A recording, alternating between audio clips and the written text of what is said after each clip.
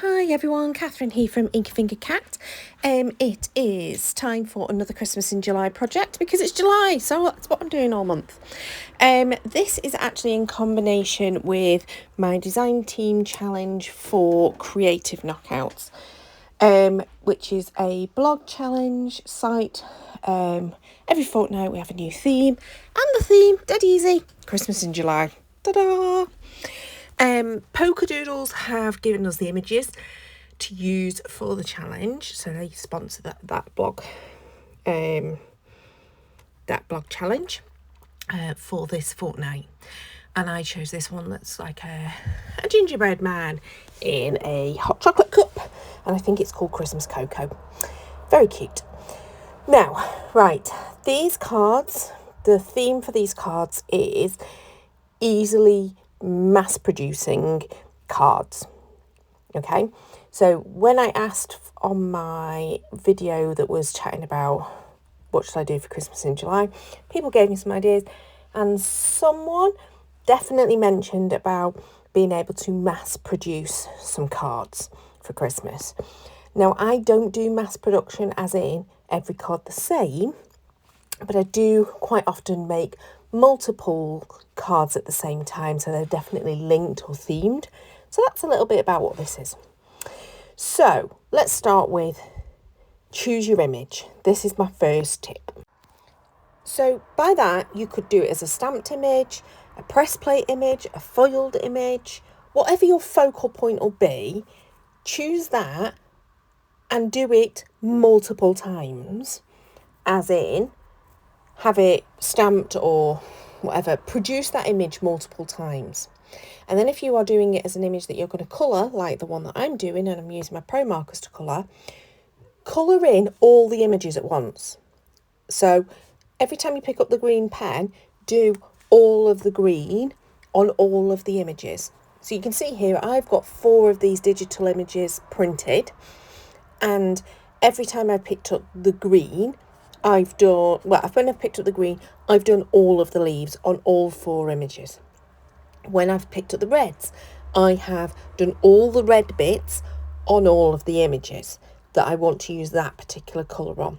So it's not colouring a complete image from start to finish in one go. You're colouring all the images step by step. And that will save you so much time, so much energy, thinking power, decision making, all that disappears. Now, you could do it, so for example, this particular image has got this really cute cup. Now, I could have done it that I've done all of the elements that are going to be the same, like all the candy canes and the leaves, etc., are all going to be a specific colour, and do them all the same colour. And then I could have chosen to do a pink cup, a purple cup, a blue cup, a green cup, or whatever. I could have chosen to do all of those separate, so it would still give some variance. But I've done all the things that are absolutely going to stay the same on every single one. I could have done all those in stages. So that's just one way I do to keep it easy. Now, colouring those images took me about 35 minutes. Obviously, if I'd have printed off more images, it would have taken me longer. I actually did that on a totally different day from when I actually then filmed the next part of this, which is using the papers to make the backgrounds. And that moves us on to tip number 2. Tip number 2 is choose an easy background design. So my background design for this was a 6x6 card. So I cut a piece of paper that is 5.5 inches by 5.5 inches. That's my design. Dead simple. Now, I did add in some extra interest because the offcuts from the piece of 6x12, the 2 pieces of 6x12 that I used, become design elements, so they become the strips that are going across. But it's dead simple. I'm not doing anything difficult. Okay, so that's my tip number 2. Keep backgrounds dead simple. So backgrounds were Heartwarming Hearts papers from Stampin' Up, quite old papers. To be fair, when I was colouring the images, I thought I was going to go with a blue themed card, but it's gone well traditional, and I've ended up with red and green. Don't know why. Now, I chose to matte and layer the image for all of them on the brown cardstock. Now, to be honest, this was not planned. What I did was I pulled out my scraps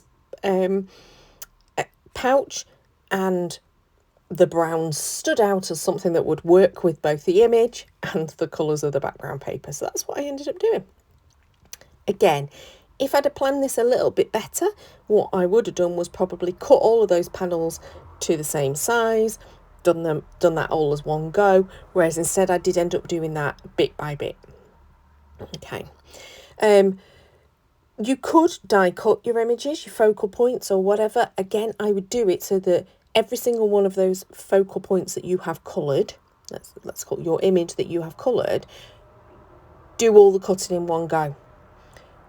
Do all the matte and layering in one go. That's the way to make it easy to mass produce cards. Now, I said earlier, I'm not a mass producing kind of person.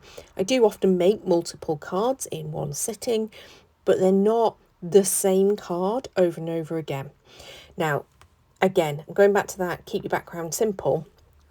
Using a double-sided pattern paper is absolutely fabulous at giving you two looks straight away. So you've got, these are, as I say, old Stampin' Up papers, but quite a lot of companies do double-sided papers that coordinate with each other.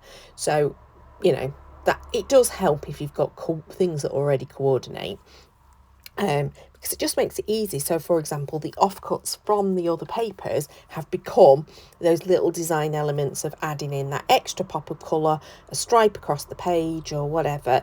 They're the things that have helped. But yeah, so tip 1 was about the colouring of all your images in one go, as in do them step by step. Don't do it start to end, image 1, start to end, image 2. Do them all in one go. And tip number 2 is keep your background simple. Preferably, if you can, use coordinating products. So companies like Stampin' Up are really good at doing that with your pattern papers. They'll have coordinating papers. All the colours are all going to work together. I think quite a lot of the scrapbooking companies who do pattern papers will do the same. I'm thinking UK based. Who do I buy papers from sometimes? Probably someone like Crafter's Companion. They'll have coordinating papers in a pack, but they won't necessarily be double-sided. My Kingston Crafts ones are slightly different because they're a really clever way of doing double-sided, because it's the same pattern on the reverse as the front, but just in a different dimension, so it's a bigger pattern. So that probably wouldn't work in the same way. But again, their kits or their papers are all designed to go together. The colour schemes all work together. Okay, so at this point, I've kind of gone past the mass production type tips. As I said, everything usually you do it in stages. So you would do your images, do your cutting of your paper, do the layers or any matte and layers that you want to do, and then do all the adhering. What I've done in this case is I have adhered each one as I went along. And then I do go completely off topic in the way that I create my sentiments. So I will talk through a better way of doing sentiments, but obviously you'll see me do something slightly different. So that's all of my cards done. Really simple. So the best and the simplest way now would be to have your die cut, your sentiments already done. And people who've watched my videos before know that I do this quite often. I use my scraps pouch and we'll just have a session where I stamp or die cut or foil and die cut or whatever, and I will create a whole load of sentiments and then I'll pop them in a pouch and then they're just easy to grab and go when I'm ready to go. That would absolutely work the best for doing mass production. That isn't what I do. So what I've done is I've chosen these new to me foiling plates that I got secondhand from someone else, that are Alex Siberia ones. I don't have the dies that go with them, but I just really wanted to foil because we all know I love foiling. I'd got that bit of brown that was left over and I've just foiled in a gold. It's like a satin gold finish. To one of them that says Be Merry and the other one says Merry Christmas. Now, because I knew I didn't have the dies that go with, I knew I was going to have to fussy cut these out. So again, if this is what you're doing, if you fancy doing foiled or stamped sentiments that you need to fussy cut out, do all your stamping in one go or your foiling in one go. So that bit I have done right. I've done all my foiling all in one go. Kept foiling until I'd finished. And then do all your fussy cutting in one go. This is where I do vary, because I do my fussy cutting and then I go and stick it on a card for that sentiment, and then I move on, fussy cut the next sentiment, and then stick it on a card. So this is not really the most efficient way of doing it. But I was listening to an audiobook and wasn't really concentrating by this point in the video on what I was meant to be doing, and forgot. And so I just created a little bit mindlessly. But, you know, that's kind of what, well, is it being mindful? Because I was just concentrating on the book whilst my fingers were doing something different. I don't know. But anyway, that's what I ended up doing. So for the sentiments that I've used, there's just the two different sentiments. I have foiled them onto the brown that was the leftover brown from those mats. And then I'm fussy cutting them and adding them on. The only thing left to be done on these cards is then just to add a little embellishment. And again, I did all the embellishing in one go. So I did get back to my normal theme of do it in stages. And I added some spellbinders, gold dots, like enamel dot type things. So there's my top tips for mass creating cards. I'm hoping that some of that was helpful. Now, as I said, I don't do the same card over and over again, as you can see. They're obviously clearly very similar. They're obviously clearly linked. The image is exactly the same. But I will talk to you a little bit about maybe stepping up your cards. So you could do this, and these are really simple cards.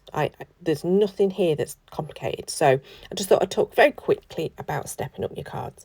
So you could do far more effort in the colouring, more shading, you know, etc.